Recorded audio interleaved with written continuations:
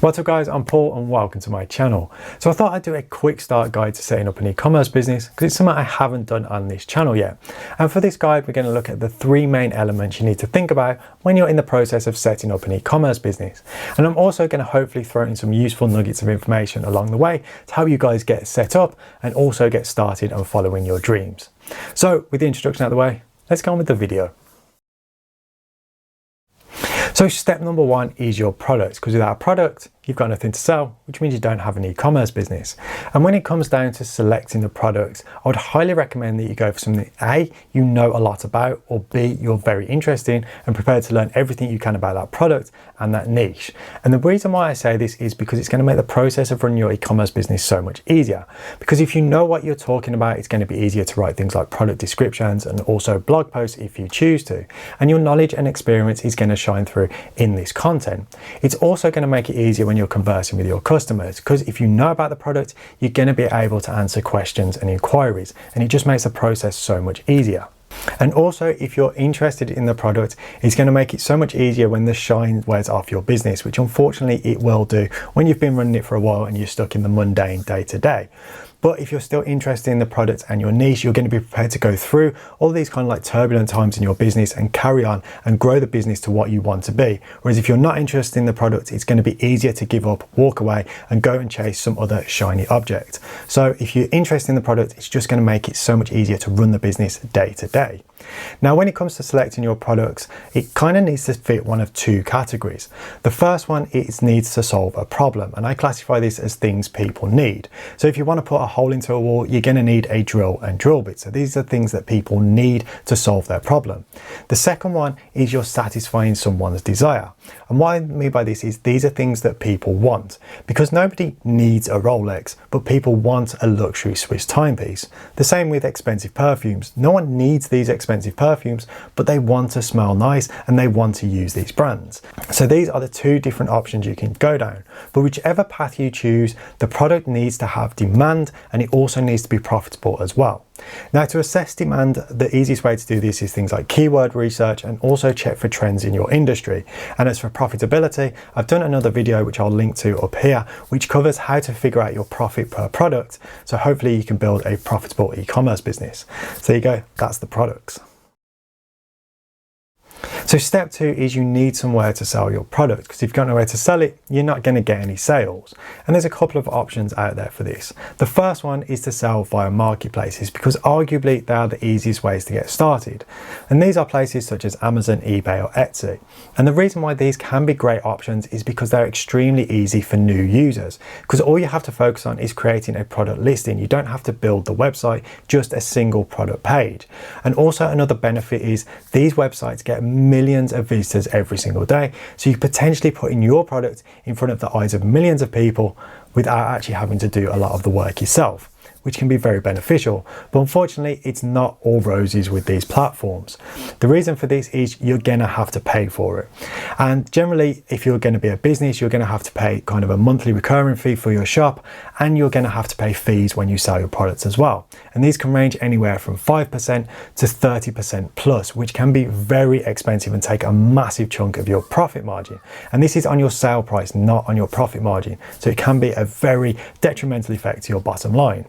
Another negative of selling on marketplaces is you have to adhere to their policies, and these platforms will change their policies at any given time. And for some reason, whenever they seem to change their policies, it seems to cost the seller money. Not sure why that happens, but that is the first option, is to choose marketplaces.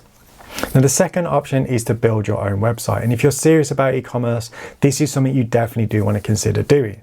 But once again, there's a couple of options out there for this. The first one is the self-hosted route. And this is where you buy web hosting, install your chosen software, so something like WordPress plus WooCommerce or OpenCart or PrestaShop, and then you run and manage this shop yourself. But the second option is what I would actually recommend for anybody who's new to e-commerce, because it's a much easier route, and that's going down the hosted route. And these are things like Shopify, BigCommerce or Ecwid.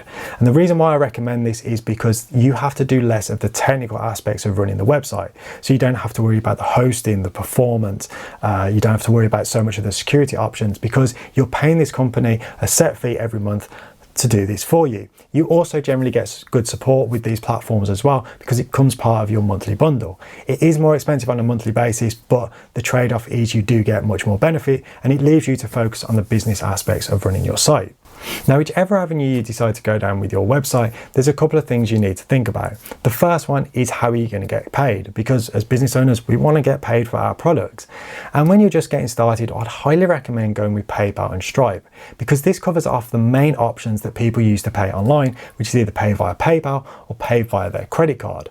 Now, as your business starts to grow, you can consider adding other options such as mobile payments, so Apple Pay and Google Pay, and also possibly flexible payments with things like Klarna as well. But when you're just getting started, I would highly recommend PayPal and Stripe. Another benefit of these is they're basically pay as you go. So you only pay the transaction fee when you get a sale. And you don't have to pay fixed monthly fees like with more traditional payment gateways. So this is why these are great options for people who are just getting started with e-commerce. Now, the second thing you want to think about is your shipping options. So how are you going to get the product from you to your customer? The first thing with this is how are you going to package your product? How are you going to make sure that it arrives safely? So you do want to think about this because it is a reflection on your business and your brand, the quality of your packaging. So make sure it's good and it stands up to the job in hand. The second thing is who are you going to use as your carrier? Who's going to take the product to the customer?